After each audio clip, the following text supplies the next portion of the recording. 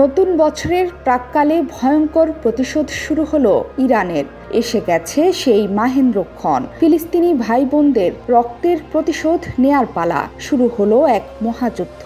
মধ্যপ্রাচ্যের চিরবৈরী দুই দেশ ইরান ইসরায়েল। ইরান বসেই ছিল শুধু মোক্ষম সময়ের অপেক্ষা। সেই মাহেন্দ্রক্ষণের সুযোগ করেছিল ইসরায়েল নিজেই। সম্প্রতি ইসরায়েলি বাহিনী সিরিয়ার রাজধানী দামেস্কে ইরানি কনসুলেট ভবনে ক্ষেপণাস্ত্র হামলা চালায়। এতে আইআরজিসির বেশ কয়েকজন সামরিক উপদেষ্টা সহ অন্তত 7 জন নিহত হন। এর মাধ্যমে খাল কেটে কুমির এনেছিল ইসরায়েল। তারা যে কত বড় ভুল করেছে সেটি বুঝতে পেরেছিল আগেই। মোট কথা, এতদিন ভয়ে ছিল তেল আবিব। তাদের সব শঙ্কা সত্যি করে অবশেষে ইরান দিয়েছে মোক্ষম জবাব। শুরু হয়ে গেছে ইরানের হামলা। ইসরায়েলের প্রতি ইরানের এতদিনের রাগ ক্ষোভ উগরে বেরিয়ে এসেছে। এবার চোখের বদলে চোখ তুলছে তেহরান। ইসরায়েল ধ্বংসে যে সত্যিকারের প্রতিজ্ঞা করেছিল ইরান, তার বাস্তবায়নে শুরু হয়ে গেছে ট্রু প্রমিস অভিযান। ইসরায়েলের ড্রোন এবং ক্ষেপণাস্ত্র দিয়ে হামলা চালিয়েছে ইরান। এই তথ্য নিশ্চিত করেছে ইরানের পাশাপাশি যুক্তরাষ্ট্র ও ইসরায়েলের পক্ষ থেকেও এই তথ্য নিশ্চিত করা হয়েছে। ইরানের Islamic revolutionary guard corps IRGC জানিয়েছে, স্থানীয় সময় শনিবার ইসরায়েলের ভূখণ্ড লক্ষ্য করে কয়েক ডজন ড্রোন ও ক্ষেপণাস্ত্র নিক্ষেপ করেছে তারা। ট্রু প্রমিস অভিযানের আওতায় এসব ড্রোন ও ক্ষেপণাস্ত্র নিক্ষেপ করা হয়েছে। ইসরায়েলকে উচিত শিক্ষা দিতেই এই হামলা হয়েছে বলে জানিয়েছে ইরানের বাহিনী। রোববার সামরিক তথ্য বিষয়ক মার্কিন ওয়েবসাইট এক্সিওস এই তথ্য জানিয়েছে। দেশটির রাষ্ট্রীয় সংবাদ সংস্থা ইরনা জানিয়েছে, ইসরায়েলকে লক্ষ্য করে প্রথম দফা ব্যালিস্টিক ক্ষেপণাস্ত্র নিক্ষেপ করেছে তেহরান। ইসরায়েলের খুব ভেতরের লক্ষ্যবস্তু নিশানা করে নিক্ষেপ করা হয়েছে এসব ক্ষেপণাস্ত্র।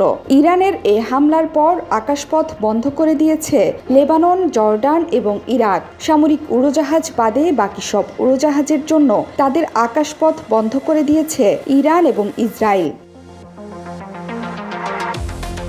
ইরান থেকে ইসরায়েলকে লক্ষ্য করে কয়েক ডজন ড্রোন ছোড়ার বিষয়টি নিশ্চিত করেছেন ইসরায়েলি প্রতিরক্ষা বাহিনীর মুখপাত্র ড্যানিয়েল হ্যাগারিও।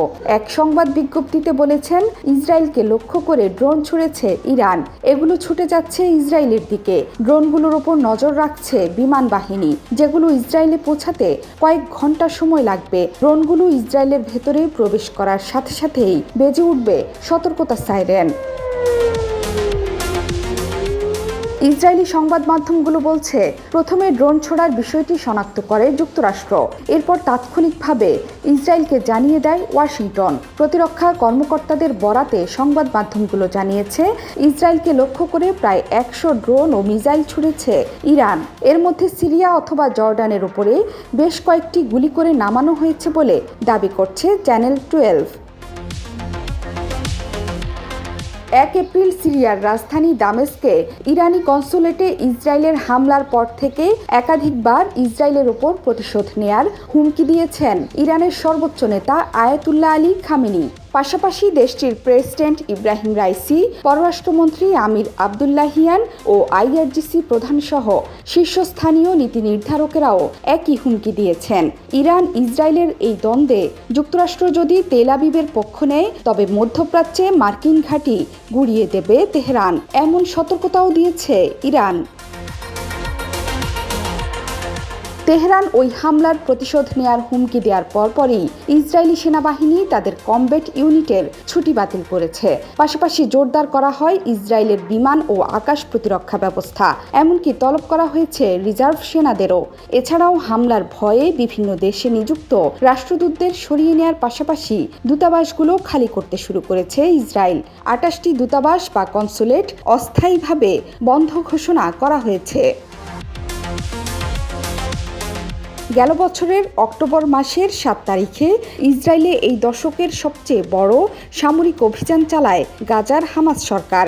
এর পরপরই গাজায় বিমান হামলা ও স্থল হামলা শুরু করে ইসরায়েল। এই আগ্রাসনে 33,000-এর বেশি ফিলিস্তিনি নিহত হয়েছেন, যাদের অধিকাংশই নারী ও শিশু।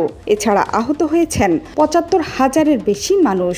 আর এই গণহত্যাকে কেন্দ্র করে নতুন করে দ্বন্দ্বে জড়ায় মধ্যপ্রাচ্যের দুই চিরশত্রু ইরান এবং ইসরায়েল। জোহরা চৌধুরী সেতু, ৭১।